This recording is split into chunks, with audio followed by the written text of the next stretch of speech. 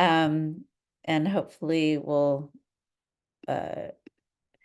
great. So I'm going to get started as more people are joining. Again, I'm Beth Waldman from Career Development. So today we're going to go over grants, residencies, and fellowships.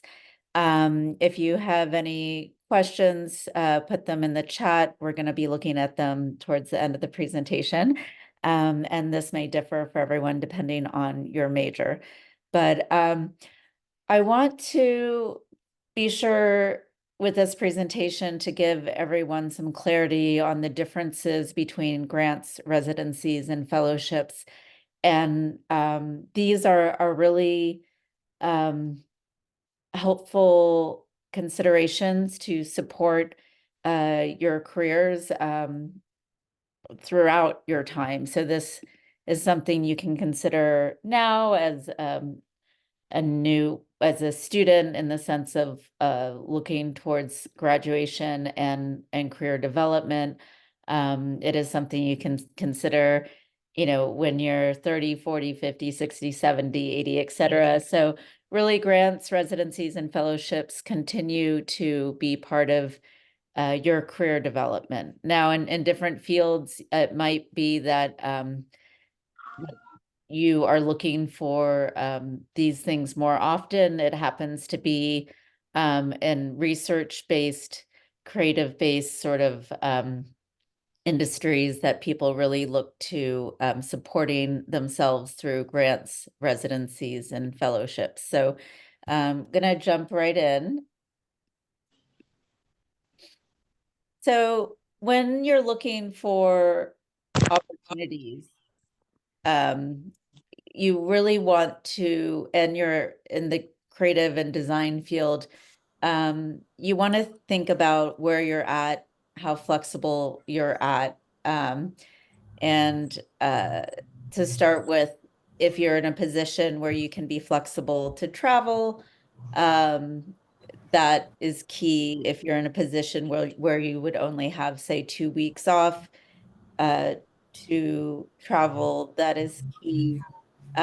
Fellowships and residencies do tend to require you to leave, where you're at and go somewhere else, versus grants are more based on individual projects. So just to start by introducing each, and if you don't mind muting yourself right now, that would be great.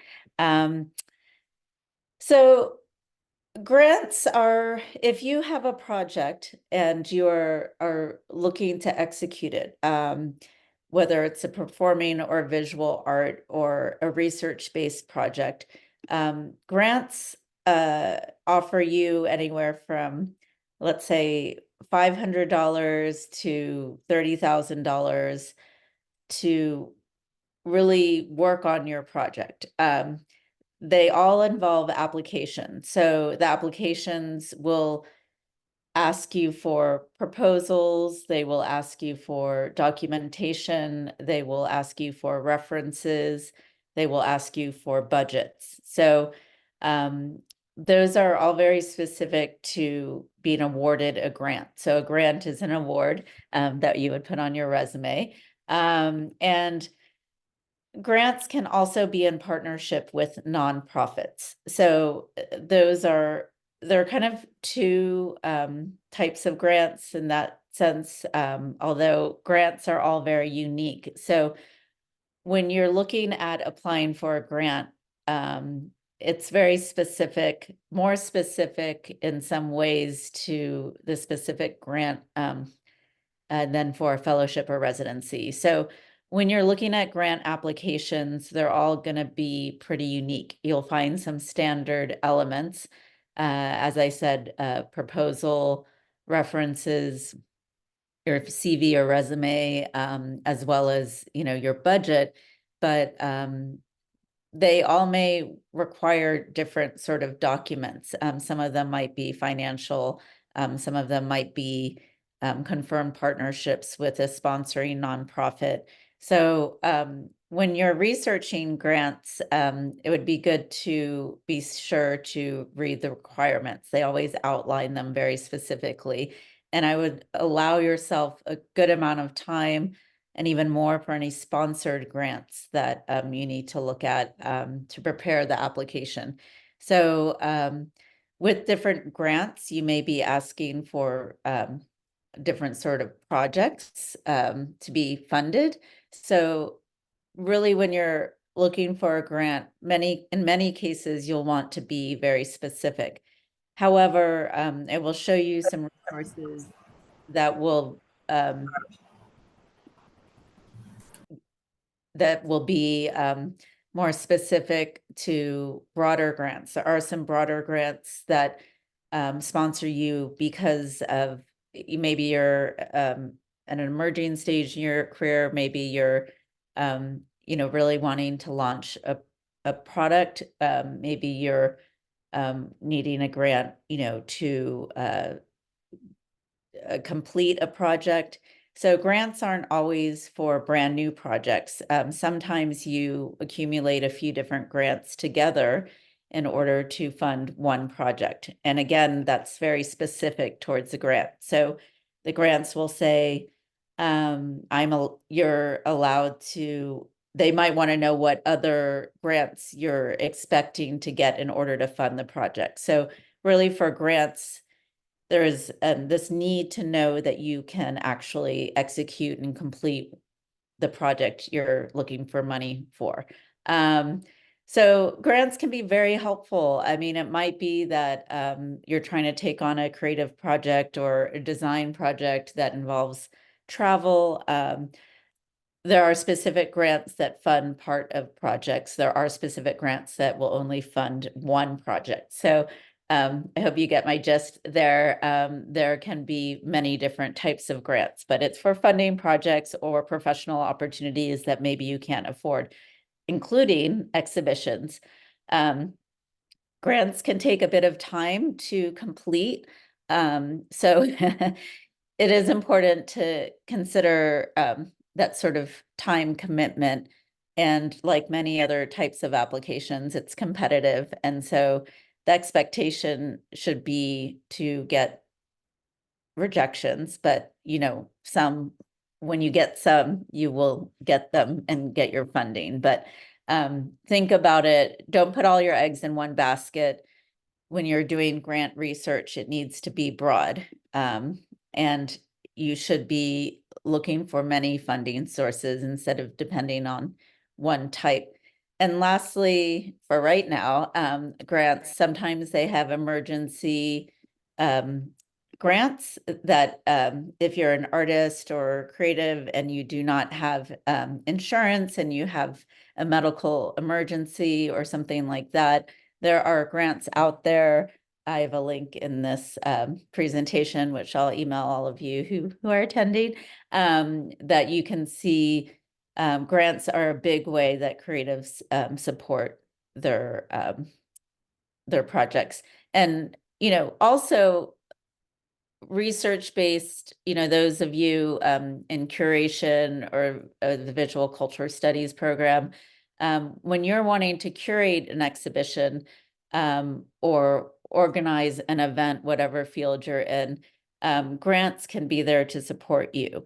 So it's tough as a creative or a curator starting out in the beginning. You might be doing a lot of things not from the funding of the place. So you want to curate a show, maybe you've been able to create the connection, but you might be doing all the work, et cetera, for free out of your pocket, unless you consider a grant. But the timeline for a grant is it's not immediate. There are some smaller grants that are like $500 that you might apply one month and get the next, but in most cases they can take a while. So you might want to think about that balance of padding financially of when you apply for a grant. And also know some grants will not fund you if you've already started a project. Those are different sorts of grants, but you'll have to apply for something before you buy the plane ticket for the project if you're seeking a grant to cover travel. So there are all sorts of grants. And so research is really going to be a big part of what you do, really for any of these, but especially for grants. So it is time consuming. There are some bigger ones that especially as you're further along in your career, they can really make a big difference in your career. But really, there are grants for all levels of funding, all types of projects. So fellowships will are a bit different. Fellowships can be through universities often. They're 1 to 2 years usually. They are considered a type of award. Their fellowships are much more intertwined, like with an organization or institution. And it might be through a fellowship that you're having time working um, in their area of research, teaching.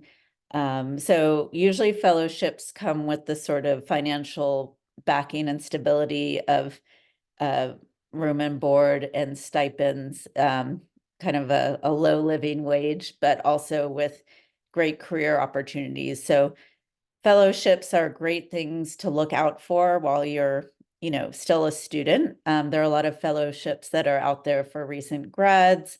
There are fellowships at all career levels. So fellowships are different from grants because you're really almost like going into school. You're not going to school, but you're applying and being part of and contributing towards um, a kind of a institution or organization. But fellowships are revered. So if you get a fellowship, it's a great thing for your career, for your resume. And again, it's kind of something to keep looking for. But fellowships might require you to be more flexible to travel for 1 to 2 years, for example. There aren't many fellowships that are 6 months, but I wouldn't say that there aren't. But again, if you have a sort of stable job, you would have to leave it in order to be part of a fellowship versus a grant might enable you to fund a project that you're working on while you're an adjunct professor or while you have a 9 to 5 or things like that. Grants might offer you the opportunity to do something you can't afford. But again, you have to gauge the timeline for when you get funding and all the rules I mentioned before. So fellowships, I'll show you sources of that too, and the links will be in this presentation that I'll email to you. The residency is a bit different. So residencies are often for artists, architects, performing artists, fashion designers. Um, there are some residencies and in design that are very revered too. Residencies can be with corporations. So if you're in design, residencies can be like a great entry point. So like product design, etc. And residencies can offer you opportunities to broaden your community, as would a fellowship. But residencies can be anywhere from, well, they're usually 2 weeks to 1 month to 3 months to 6 months. So I would say it's harder to find residencies that are just 2 weeks, which might be ideal if you have a 9 to 5 or a family. But I've personally done a lot of residencies that are 2 weeks. They also have some that are a month long. That's probably the most common amount of time, 1 to 2 months. Sometimes they will go to 3 to 4 to 5 to 6 months. So again, when you fill out an application for a residency, you can specify the amount of time based on that organization. Like they may not offer 2 weeks, but you could say 1 month or 2 months, or depending on the residency program. So residencies are basically a place where creatives come for a certain amount of time.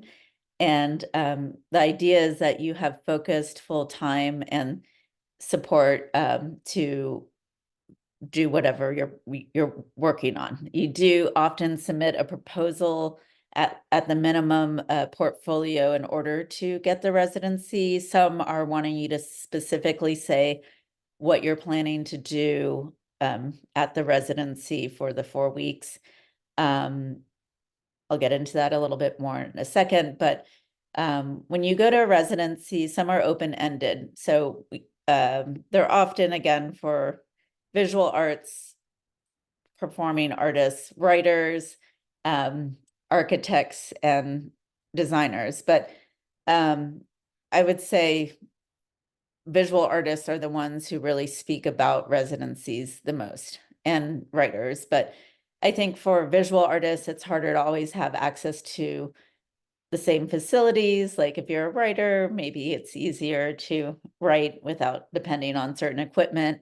But a lot of artists go to residencies because there's specific equipment they can use. There's also specific um, um, the city or the rural area itself might be key. The landscape or the urban landscape, et cetera, might be key, or the history of the place to the work you want to do. So when you apply to a residency, it's very important, like applying to a job, to think about why this residency. So you want to say, oh, they have these facilities. Or what's also very important in a residency for your career is networking. So there are many differences to residencies. I'm going to highlight some of the ones that I think are on a career path that you would be looking for as a CCA student.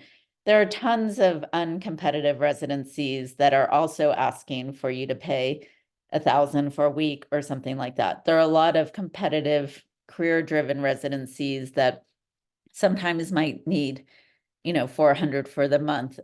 They will not usually cover your travel to a point unless they're a super high-end residency, meaning like your professors are going there.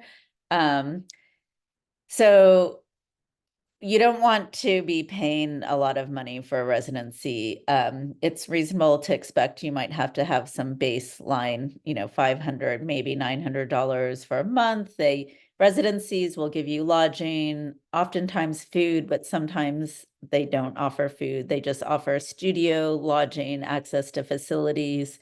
Some may offer stipends, some may not, but you want to, and this is where you can do one-on-ones with us, is just that you want to know what the residency is going to give to you. So unlike fellowships, that there's a much smaller list and it's more obvious that it's going to excel, your career, because they're already very established. There are so many different types of residencies. So I caution you to really not think every residency is alike. There are strategic ways to go to residencies. Some residencies will offer you exposure to communities, and bring curators, bring key artists, bring a network to your studio to show you, to connect you. So if you're going to a residency, let's say in New York City, it can be very beneficial, or Miami, to connect to the art scene.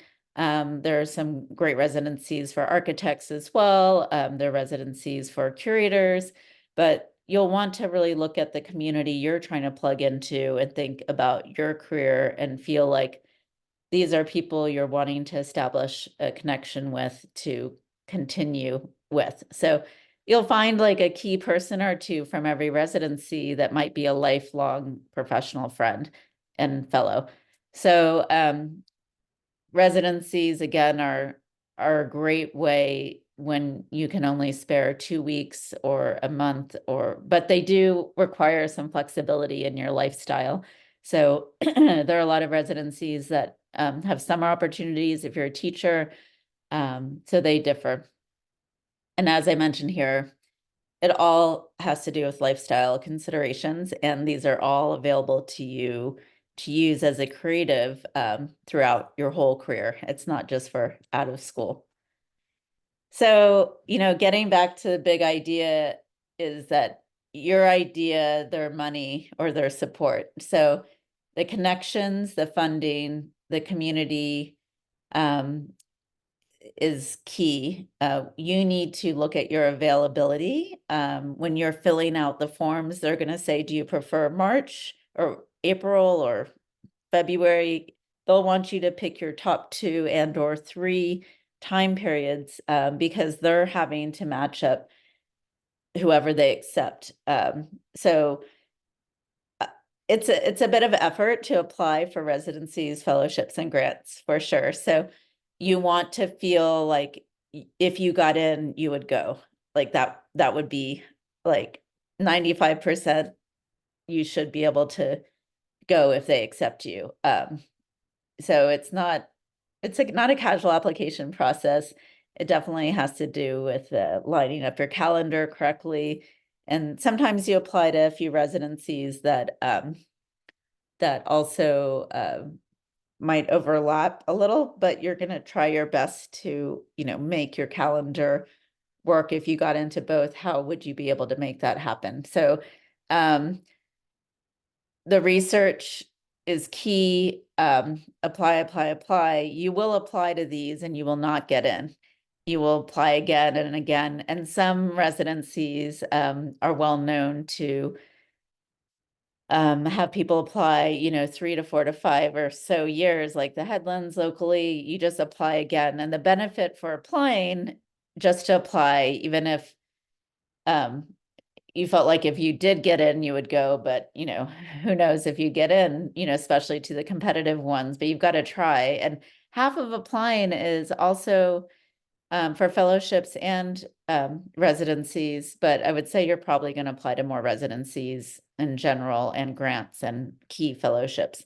But you're exposing your work to a different review committee every year. So it's a good idea as a creative to apply to these just for exposure. So that is key. And don't get discouraged, just reapply. You never know. It just varies. And it's good to keep like a Google Doc or some sort of Excel document uh, with tracking, who you've applied to, when they're going to let you know what time period you submitted. So there's a question, if you apply more than once with multiple ideas, every year you apply, you should be applying with a unique proposal. It certainly can be close to the proposal from the year before, but it should not be the exact same proposal. Like you should have in a year evolved it a little bit or some. So they will have different committees. So I guess I'm hoping I'm answering this question correctly, but when you apply one year, you want to be very focused on that proposal. You don't want to be spread out with like 3 different ideas, but at the same time as conceptual students, conceptual creatives, I mean, it is very fine that you don't know what's going to be the final outcome, but you'll come with a base of work. And you want on your foundational work and your ideas and what's in your portfolio, you want to propose a direction, one direction, not, I mean, there's an exploratory component to a fellowship, but it should be something that grows from your foundation of ideas of your portfolio. So your portfolio should be showing your voice and interest. As a curator, it would be like an area that you're interested in growing based on the accessibility from that fellowship. As an architect, kind of your design voice would be what's leading based on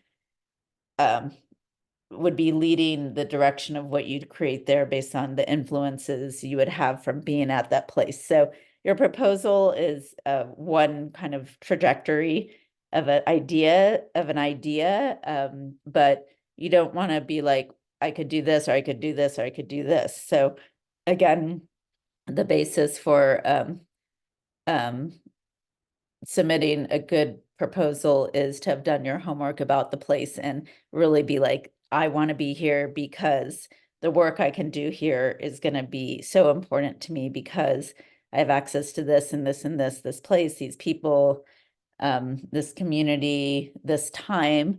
The biggest thing about residencies is the time that you can put aside to focus.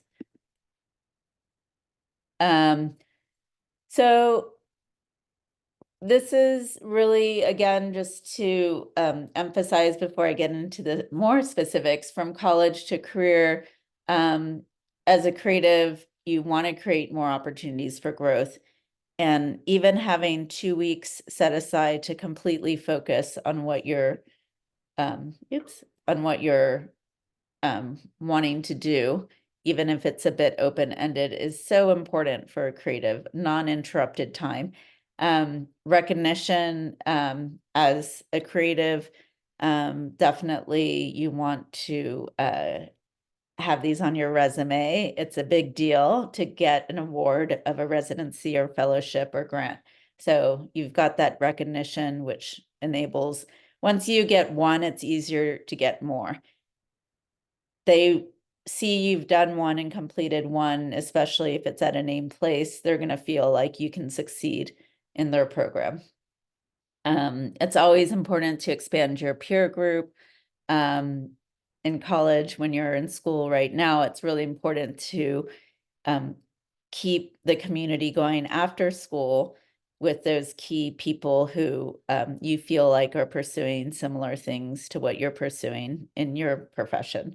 So when you're going to residencies, they all have different cultural styles. That's another thing to think about. Are they very social? Do they want you to show up at 3 dinners a week? Are they wanting you to participate in a final exhibition after 10 days? I've done that. It's crazy deadline mode. Or are they really not expecting you to show them any work? It's all your time. Even if you sit in a room and think, that is fine. You know, there are so many different types of residencies. So some might allow you almost complete privacy, and some will really want to encourage the dialogue between the group, and that group may be larger. So when you're thinking of fellowships and residencies, you won't really want to think internationally. You'll really expand your choices that way, but you, as I said, like want to think about um, what you're getting out of it professionally. So it's not just about taking a trip. There are tons of residencies that are out there that are like, oh, $2,000 for a week in Italy. So that's going to give you the time. It will cost you money, but you know, is that really helping you with your community, with your recognition? It's like a sort of pay to play. So professionally, you really want to be strategic about where you're going. And any grant is great. It's money to fund what you're doing. But for the fellowships and really the residencies, that's when there's so many residencies, you want people will be like, oh, Skowhegan, oh, Bemis, oh, Dejarazi, you know, like there are key residencies that can make career differences. So along with that part of the application process are letters of recommendation. So I know many of you are probably thinking about this already for jobs, but people who know your work, your creative mind, your ambition, your determination, those are going to be really important, how resourceful you are. So usually they'll ask for names and contact information and maybe what your relationship is in like a sentence or two. Oftentimes, they'll contact through their systems your recommender. Through that, you don't usually need the letter of head of time to submit, but at times you do. So again, look at the whole application. I would say, I would want to say 6 months ahead of time, but you definitely need time, a minimum of 2 weeks, ideally 2 months, to ask for a letter of recommendation with a deadline. So the other thing to do when you're applying to fellowships and residencies, not so much for grants, but they'll often list who is the review committee, and you'll want to keep a list. And even if you don't get in to the residency or get the fellowship, you can always do some Google research and write a letter saying, thank you for reviewing my application. It's really glad you got a chance to see my work. I plan to apply again next year. Here's my website. Um, so there are ways, follow them on Instagram or whatever, like the reviewers can end up later in life, 10, 20 years down the line being, it's important for them to keep seeing your work again and again. And your professors are likely reviewers. Ask them if they've been on the committee to review things at the Headlands or Ecology or any of the local residencies. It's good to ask them what residencies they've been on, or what they use to source fellowships or grants. So all of this research, all of these networks are really key to growing your career beyond college. And the exposure can be really unique at some of these residencies, so well worth spending the time to try to get there. Great. And funding, again, I mentioned this. This is a photo from a residency I went to in Northern Oregon. Usually have like a nice, or cute, nice, simple lodging. Sometimes you have a stipend. Sometimes there's research support in the sense of a library or access to libraries, or there might be a master technician for printmaking, or different facilities, for photography or kilns or foundries. So the facilities, from libraries for research to actual studio facilities or CNC machines or 3D printing, this is all amazing access, because outside of residencies, et cetera, outside of college, you don't have access unless you're paying higher prices to these things. So a lot of artists will residency hop to just use the facilities. Many times you can return to the same residency over and over again, because you know what you want to make with what they have, and it can be a big part of your studio practice. It can be that field trips are also part of research support that are not accessible to the public. So again, with the fellowships and residencies, think about how that is going to help add and elevate what you're trying to do, or your exposure. So again, curators coming to your studio can be key. You can get a sense for this from the description of the residency, from speaking to other artists who've been there. Who are they bringing to your studio? And having, museum curator or key curator come to your studio is priceless. So the award amount, which really pertains to grants as well as fellowships and residencies at times, is good to look at, and you want to be sure you can afford to get there and be there. So always balance that out. And the institutional access, of course, with whatever organization you're at. So again, before you start your application, or when you're starting the research process of looking at your application, look at the length of time or times, the setting. Is it a landscape? Is it urban? How will that work with what you need? Even in an urban setting, you might have access to certain things. The city can offer different things. A rural landscape can offer you different things. Facilities, again, we've talked about that. Support with any technical studio folks, or access to things. The budget, whether they give you money or they don't. What's your budget? What's their budget? What will they give you? What do you have to bring? The culture, is it social? Is it private? How many, times do you have to meet with everyone, or how many times do you get to meet with everybody? So these are all part of different things to consider, and the exposure, like we talked about before. So in order to prepare for really any of these, you really need to be sure that you've got all your ducks in a row with documentation. So as you're forming your portfolios and creating your online sites, that's excellent. You want to keep track of all of your images and be sure that they're professionally professionally can be done by you and your iPhone or by paying a professional art um, an art photographer of artwork, or someone to really get great shots of whatever your design work is. So you always need to start to keep track. Okay, what's the title? What's the year? What's the media? What's the site? What's the edition? What are the dimensions? Each application will ask you to format things in a specific way, like no taller than, uh, so many pixels in height or in any dimension.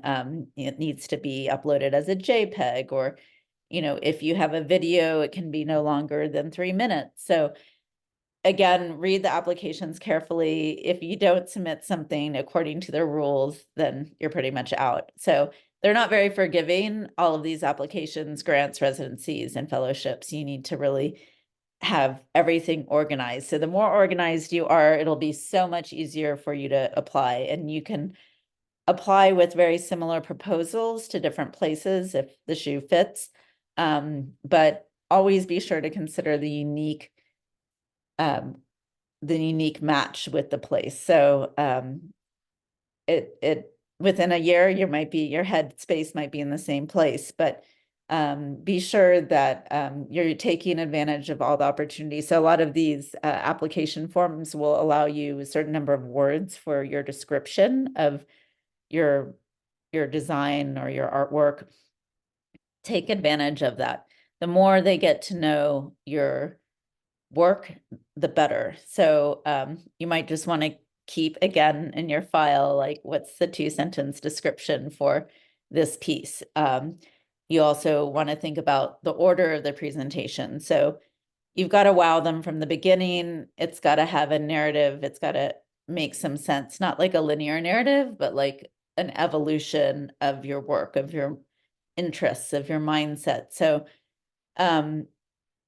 different applications some may allow you to submit 5 images, some will allow you to submit 10, some will allow you to submit 20. So this part, takes a little coordination, but they're going to be sitting in a dark room looking at a lot of images. They want to be like, wow, like, this is interesting. Okay, let's see more. And then they want to see like a connective sort of tissue within your work, within your thinking, within your approach towards site, your approach towards community, or your approach towards media, or whatever your creative form is.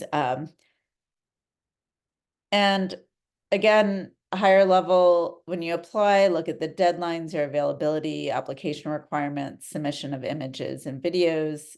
You want to edit your portfolio, have your proposals, your references, which are your letters of recommendation. Look at their process, what do you need to be available for when? So sometimes putting it on the calendar, and just being sure, like, okay, if this is the week they're doing studio visits or Zoom studio visits, like, you don't want to plan something to overlap that. And of course, budgets are key. So walking you through a proposal, each proposal for every application, whether it's a grant, or fellowship or residency, they're going to have a certain number of word or character count. So it's good to start just writing, like, open-endedly, and then you can edit. So start free form with your ideas. Consider why you want to make it there, why you want to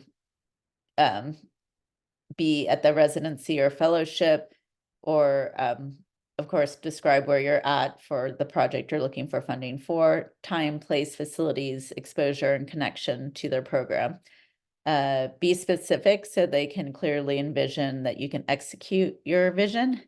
And ideally share experiences, just like you do if you apply for jobs, that will demonstrate your ability to follow through.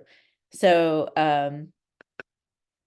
the submitted portfolio work should support your idea, even if it's past work, obviously, but it should make sense. It shouldn't be something from left field. It should really speak to your ideas, your media, the process. So while you want to be grand and a great visionary, you also have to think about within 2 weeks or a month or 2 months, et cetera, like, is your proposal doable? So there's very much an aspect of, okay, you're looking for X amount of money for this project from this grant. Does that make sense? Like, there's a reality check in there. And of course, edit, edit, edit. I'm going to be going through the rest of this rather quickly, just to leave some time for questions. You can start popping some into the chat, but for your budget, you want to consider raw materials. You want to consider tax. There's always tax unless you have a seller's permit on materials. You want to consider any contractors you might need. You may not need any, but sometimes you need printers, casters, designers, engineers, permits, photographers, assistants, gas money, travel money, lodging, time out of work, contingency, which means anything you haven't thought of. So usually on a budget, you will have a line item that says contingency, and I would recommend putting 20% in there. This is something that, really for grants, you're going to be listing and itemizing things more than for fellowships or residencies. So a budget is something that in general, you almost always have to do for a grant. So installation, paint, and rentals. There's a question, what comes first, securing a space to obtain a grant or providing a space so you can afford, or proving to a space you can afford to execute? Yeah, so with a grant, many times they don't want you to have spent any money before you get the grant. Again, grants can differ. You might be in a project and need additional funding, so you would need to find that sort of a grant. So sometimes you just can't do any of the project until you have the grant. So it'll vary, but I would say if you know you're getting into a project that you'll need funding for, it's good to always be perusing all of these things. So once you're out of school, you'll always be kind of looking at residencies and grants and fellowships, but again, those are bigger time commitments, so it might just be the right time to look at fellowships, which might be right after school, but it's good to start the research and then kind of always spend some time every week, like making a list. Sometimes there's another thing to apply for. So it sucks when you bought your ticket to go to a fair and you're depending on a grant, and maybe they said, oh, we will not cover money that's already been spent. So I've been in that situation. So again, there are many different types of grants out there, but try to start, if you're starting to think about it, start to research, and I have some links in here. So with the budget, there's an Excel layout or Google spreadsheets, etc. But lay it out, they'll ask you to upload something in a certain format, maybe a PDF, but you'll want it organized, like itemized. Try to think about every last detail to include in a budget. There are always random things, but your budget should be inclusive and hopefully make sense in a ballpark range of what you're asking for. And consider how to obtain additional funding if necessary. So I am about to show you some links. Thank you for the question, and I'll email this to all of you who've attended. And there are many more, but so for example, with grants, here are some key places to look. It can be endless. So, and it's tough with grants because it takes a lot of time. So you might want to think about, so like grants.gov is more federal, at the federal level. Fulbright's you've heard of, again, they fund the arts, they fund different research-based industries. Candid.org, I would say, is a really great one. It used to be called like the Foundation Center or something, but so if I were to pick out some key ones for y'all, candid.org, Creative Capital is really a great resource, creativecapital.org. Everyone's heard of the Getty. There's some great foundational grants there. Arts.ca.gov is great too, for California. So some grants, every grant has its own specific things. And usually when you're looking for grants, you put in keywords. So these, I mean, all the ones I put here are very helpful. So I would say Candid, Creative Capital, NYFA, which is the New York Foundation for the Arts, are really key ones. Further down the list, we have the San Francisco Arts Commission, which is local for San Francisco residents. So if you don't live in San Francisco, the grants may not be for you. So some are regional. When I was speaking about emergency grants before, this is a really well-known one, the Rauschenberg Emergency Grant. If you fall off a letter or whatever, for any reason, you're a practicing artist or creative. I mean, this is really for artists. And you don't have insurance, these emergency grants can really help you for any medical emergency funding. And SOEX is great, Southern Exposure, which is in the Mission. They have this wonderful, I think it's $5,000 alternative grant exposure, and it's really great for curators. It's really great for artists who want to try out. Usually it's kind of a community oriented creative project or zine or a curated show. So it's something that's not just about your artwork. And I think you have to just live in the Bay Area, and you can do it with other people. So I would keep an eye out, especially if you're staying in the Bay Area. The Alternative Exposure Grant has really helped a lot of people. You've probably heard of the Knight Foundation.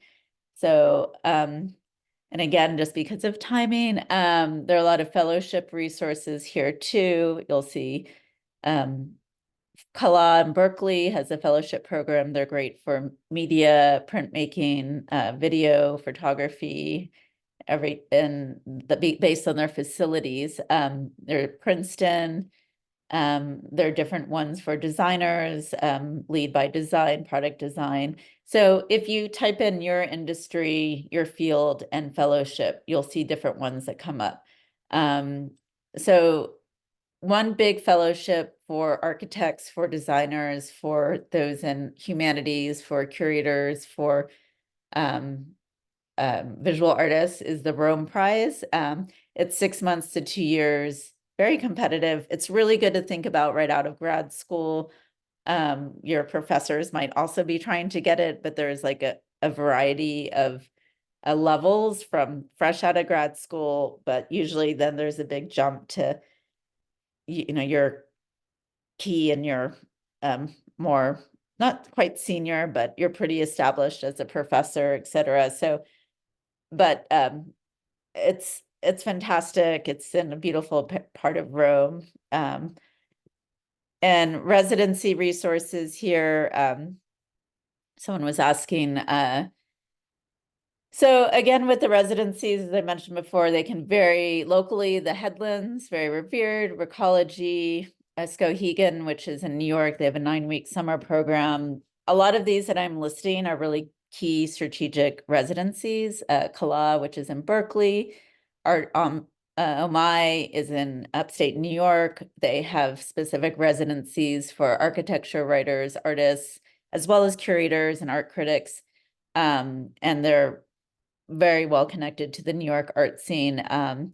Edition Basel is a 2-week, like 10-day to 12-day printmaking residency that I personally did in Basel, Switzerland, which results in an exhibition.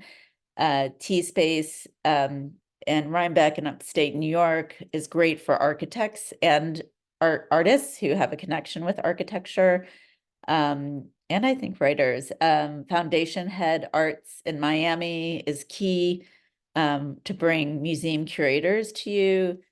Jirazi is a 1-month residency for writers and artists. It's very open, very free, and very established. It's just in Palo Alto, in that area. The San Francisco Arts Commission also has an artist in residency program. And 500 Cap Street, which is in the Mission, also has a fantastic residency program. So these are all, not all of them, but these are a handful of some key residencies. So if you're really wanting to, get into it, feel free to schedule time with me. I can give you even more resources. We can help you on your application. So if you're applying to any of these, even as an alumni, you can reach back to career development and we can literally help you with your budget, walk you through the process, walk through the application with you, help you edit your letters of intent, your proposals. So that's always a special joy for me. And I'm just gonna, let's see, leave this part open to questions. Here's all of our information. I'm Beth Waldman, for those of you who came in late, but you can contact any of us for a one-on-one. You can write questions in the chat or feel free to unmute. I know I threw a lot of information at you. So I want to follow up with that question I asked, and the reason I asked it about different subject is because I have this project that deals with like homelessness in a portable unit, but at the same time I have some other ideas in biophilia and stuff. So can I apply with two different projects to the same grant fellowship because they're not associated with each other, Sure. but they're like the ideas that I'm working on? Yeah, I would pick one. Yeah. But if you apply to the same place the next year, you can pick the other. And unless you want to find a way to connect them. But I would be very focused in your proposal. It could hurt you to be too open-ended. So if I So pick, apply, I can apply to like different ones and maybe just one over here and this one over here, but don't cross them. right. Yeah, okay. Okay. That Yeah. answers my question. Thanks, Beth. You're welcome.